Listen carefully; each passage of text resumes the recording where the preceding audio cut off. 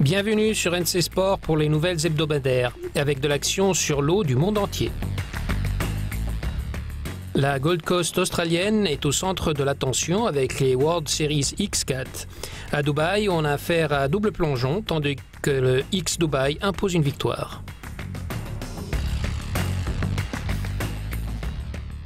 Mortefond et Ofringa remportent le slalom PWA à Alakati.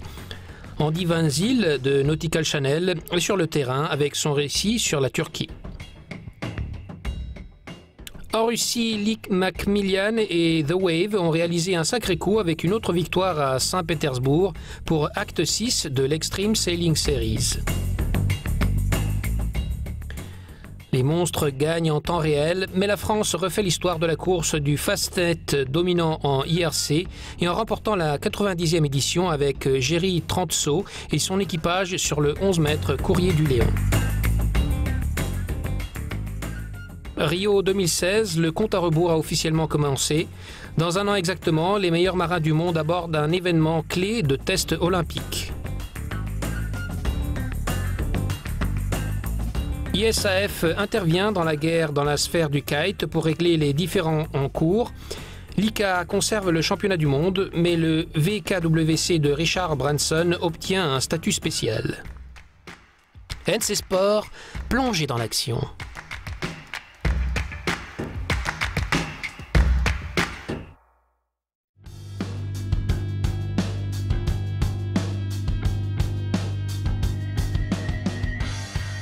Les World Series 8M X4 emballent les fans de la Gold Coast en Australie au cours du week-end avec des courses sensationnelles au Jennings Park.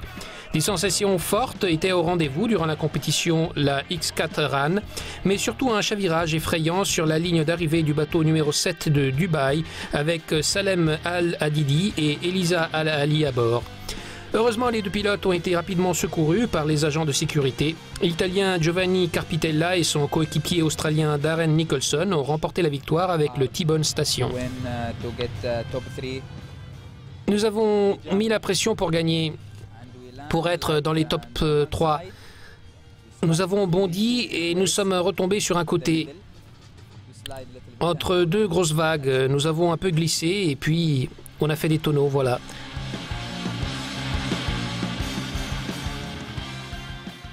Le Grand Prix de la Gold Coast de dimanche a été une fois de plus une course-poursuite avec les Émirats Arif Al-Zaifain et Nadir bin Endi.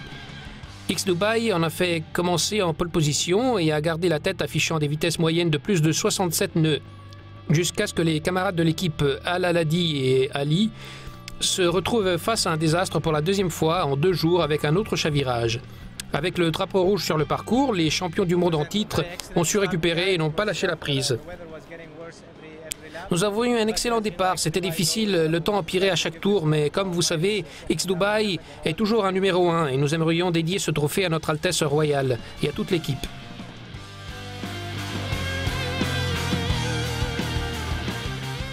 Une belle deuxième place pour Tom Barry-Cotter et Ross Willaton pour le X4 australien de la Gold Coast. Ils ont fait le maximum à domicile. Ils ont aussi prouvé que ce pays peut également jouer un grand rôle dans le motonautisme. La 3e place d'honneur est décernée à l'Italie. Le Six avec Matteo Nicolini et Tommaso Poli, désormais 3e au classement général de la série 2015, respectivement derrière les équipes Abu Dhabi et Dubaï. L'UIM X4 World Series sera de retour aux Émirats pour les 2 dernières épreuves de la saison en novembre.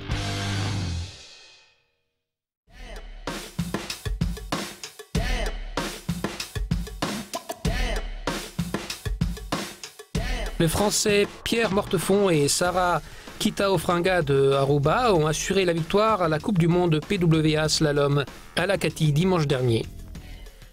En terminant avec 32 points d'avance, ce fut pour Mortefond un avant-goût de la victoire en retenant les Italiens Reuscher et Iachino à la 2e et à la 3e place.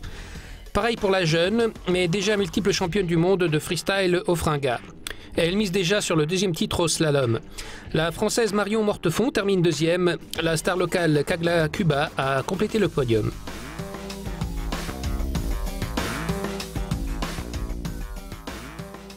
L'invité de Nautical Channel, Andy Van Zyl, était sur le terrain en Turquie, préparant une demi-heure de spécial sur cette Coupe du Monde à Alakati.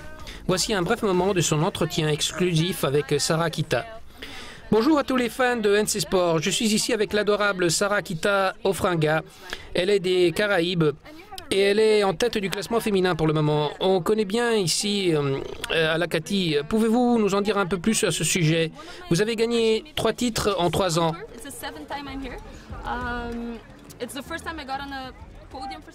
C'est mon endroit préféré sur le tour. C'est la 7e fois que je suis là. C'est la première fois que je suis sur le podium pour le slalom ici même. J'ai terminé 2e la première année ici et j'ai remporté l'événement 3 fois. Les conditions sont comme chez moi à Aruba, l'eau plate et le vent n'est pas super fort, mais ça me convient parfaitement. De plus, j'ai l'habitude de fréquenter les Turcs, c'est toujours sympa ici. Tout le monde est très sympa et la nourriture est vraiment bonne.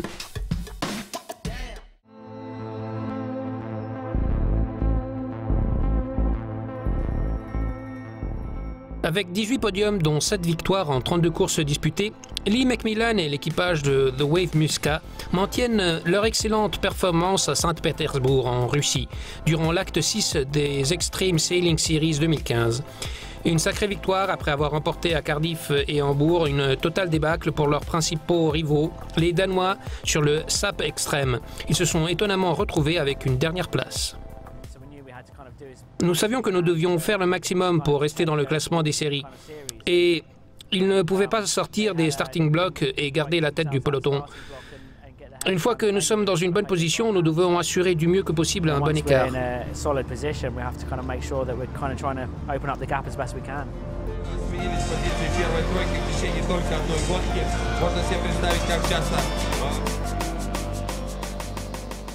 Un vent malin de 8 nœuds danse d'est en ouest afin d'accueillir les marins sur la courte piste de Neva. Les équipes ont également rencontré une marée de 2 nœuds pas très tranquillisante. En tête de la série d'un point seulement, 2 actes auparavant, les coéquipiers de SAP Extreme Graham Hansen et Costner n'ont pas vraiment pris le rythme et se sont retrouvés en queue du peloton. Ils se retrouvent de 8 points 3e au classement général. Avec un tel écart, le Wave Muska va en profiter.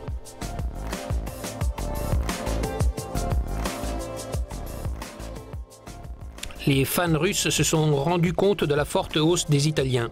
Skippé par Lorenzo Bressani, avec Enrico Zannaro sur la tactique, la squadra Azzurra s'est bien imposée avec une 2e place encourageante dans leur première saison. Une autre 3e place pour Hagara et Steinaker de l'équipe autrichienne Red Bull, qui passe en 2e place dans la série. L'équipe britannique Gak Pindar décroche la 4e place grâce à l'arrivée du co-skipper kiwi Adam Monoprio. Prochaine étape, l'acte 7, l'avant-dernière épreuve de la saison va commencer à Istanbul le 1er octobre, tandis que la grande finale de Sydney est prévue pour la mi-décembre.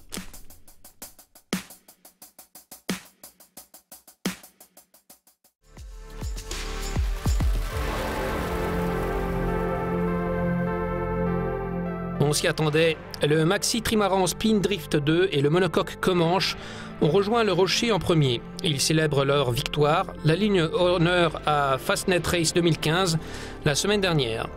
Il faudra quelques jours avant que les vrais gagnants se relèvent dans le cadre du système de classification IRC. La flotte de plus de 350 bateaux atteint progressivement le port de Plymouth.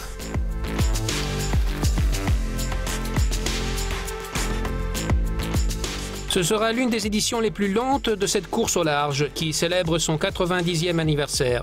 Ce fut une course éprouvante où l'expérience en vent léger favorisait pas mal. C'était également un grand défilé de voiles avec des montres de haute technologie comme les Mod 70, IMOCA 60, VOR et une foule de super maxi. 603 milles nautiques et une vraie course autour du rocher du Fastnet.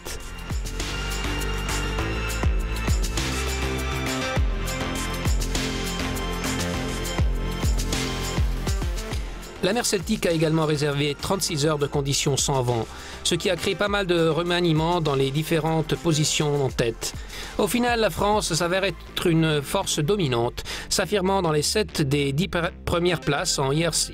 Avec une 13e tentative, Jerry Transo et l'équipage de Courrier du Léon, une série JPK 10,80 dans la division IRC 3, décrochent la victoire de ce Rolex Fastnet Race 2015.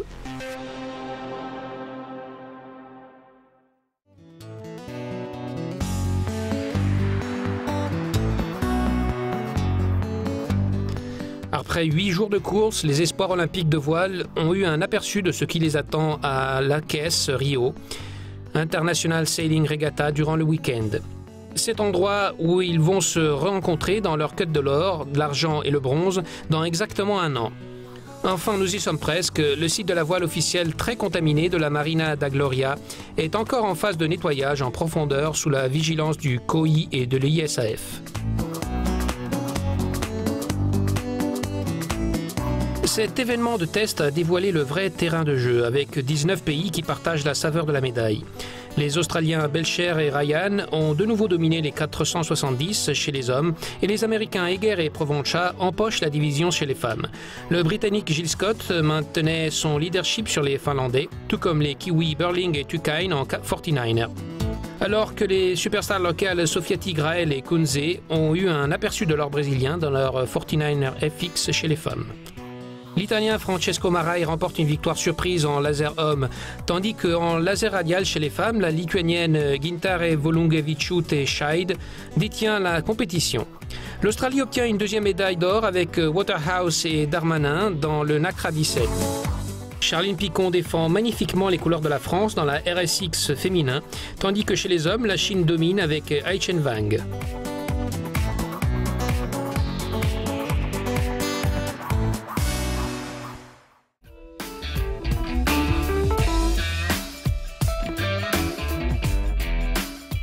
La Fédération internationale de voile a clairement été sollicitée de tous les côtés au cours des dernières semaines afin de résoudre la guerre du kite en cours entre l'ICAA et le nouveau circuit Virgin. Dans ce qui semble être une solution de compromis, l'ISAF a astucieusement ratifié le statu quo. L'Association internationale kiteboarding, l'ICAA, a de facto gagné sa bataille en maintenant le droit exclusif d'organiser un championnat du monde. Une décision qui amortit peut-être des ambitions mondiales de Richard Branson. Pourtant, cela pourrait être juste un petit problème de marketing. Cependant, cela ne changera pas grand-chose avec le C de VKWC. Désormais une série Cap mondiale non autorisée. Seuls les tours kiteboard de l'ICAA Europe et Asie restera valable pour le championnat du titre mondial. L'ISAF a fait un pas en faveur de Virgin en lui accordant un prestigieux statut spécial dans les classifications pour la nouvelle Coupe du Monde de kitesurf vierge. Une prérogative donnée seulement à des événements majeurs comme la Coupe de l'América, la Volvo Ocean Race ou l'Extreme Sailing Series dans des circuits très restreints. Avec les deux organisations encore dans la dispute revendiquant les droits d'événements, les athlètes sont maintenant en compétition à la classique allemande à Saint-Peter-Ording. Restez avec nous pour plus de mises à jour avec NC Sport sur cette saga kite dans nos prochaines éditions.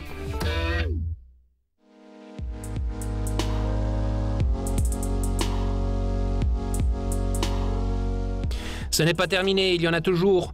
Rencontrez les futurs athlètes olympiques. Samedi à 19h, nous vous attendons pour le buzz avec les moments forts, les interviews et les résultats du championnat junior 420 et 470 d'Europe en Bulgarie.